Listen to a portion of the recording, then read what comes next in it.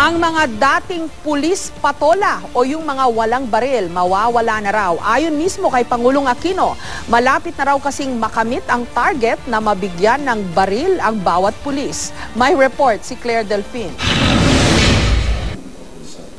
Ngayong napipinto na natin makamit ang 1-to-1 police-to-pistol ratio bago matapos ang taon, mabubura na sa bokularyo ng Pilipino ang terminong pulis patola. Yan ang pangako ni Pangulong Aquino sa 112 Police Service Anniversary sa Camp Crame. Bago raw matapos ang taong ito, makukuha na ang target na 1:1 police pistol ratio. Sa ngayon, kalahati lang daw sa 146,000 na pulis ang may hawak na baril. Sa kasalukuyan, nasa 37,578 units ng Glock 17 9mm pistol ang naideliver na raw mula sa kabuuang 74,879 units para sa pulisya.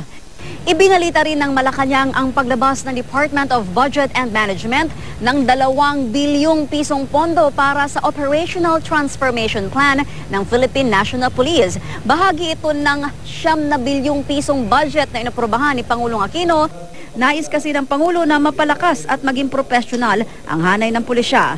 Mula sa naturang pondo, tatanggap ang PNP ng 30,000 non-uniform personnel.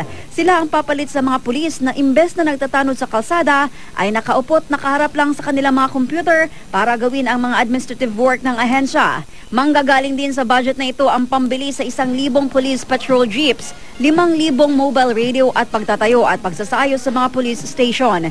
Kaakibat nito, patuloy po natin ipatupad ang pagdisiplina sa ating hanay.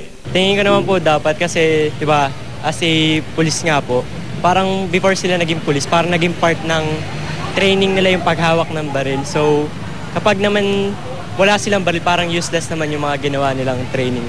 Sa ibang bansa kasi kahit na walang baril yung police, okay lang na didisiplina nila yung tao. Tulad dito sa U-belt, wala namang ganong dyan, mga snatcher lang na madami dyan. Ganun lang. Snatcher, madali namang habulin, hindi kailangang barilin niya. Hindi rin pinalampas ng Pangulo na puriin si DILG Secretary Mar Rojas.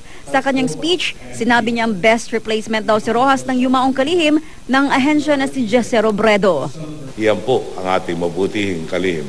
Di reklamo o negativismo, kundi palaging may solusyon sa mga problemang ipinapatong natin sa kanyang mesa. Claire Delfin, GMA News.